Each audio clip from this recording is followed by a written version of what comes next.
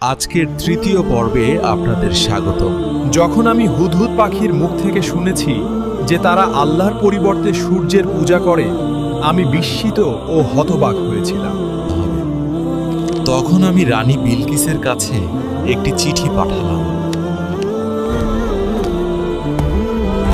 আল্লাহর কাছে আত্মসমর্পণ করো।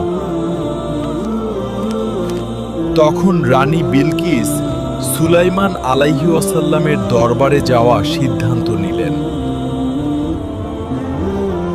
রানী বিলকিস আমার কাছে আসার আগে কে তার সিংহাসন আনতে পারবে?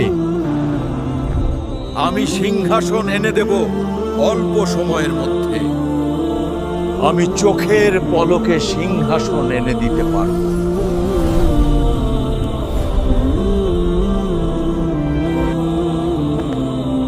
রানী বিলকিস উপস্থিত হয়ে দেখলেন তার সিংহাসন তার আগেই পৌঁছে গিয়েছে এবং সে আরো দেখলো তার সিংহাসন আগের থেকেও সুন্দর করা হয়েছে। এটা দেখে সে বিস্মিত হতভাগ হয়। সুলাইমান আলাইহিস সালাম রানী বিলকিসকে একটি কাচের তৈরি মসৃণ মেঝেওয়ালা প্রাসাদে ঢুকতে বলেন। হযরত সুলাইমানের রাজপ্রাসাদে একটি চমকপ্রদ রহস্য ছিল।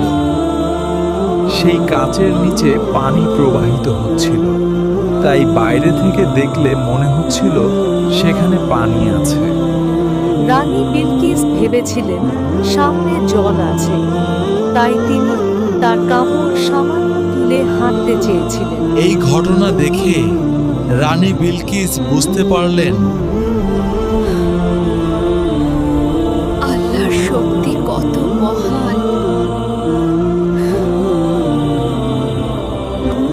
আমার বাকি পর্বগুলো দেখতে সাবস্ক্রাইব করে পাশে থাকুন।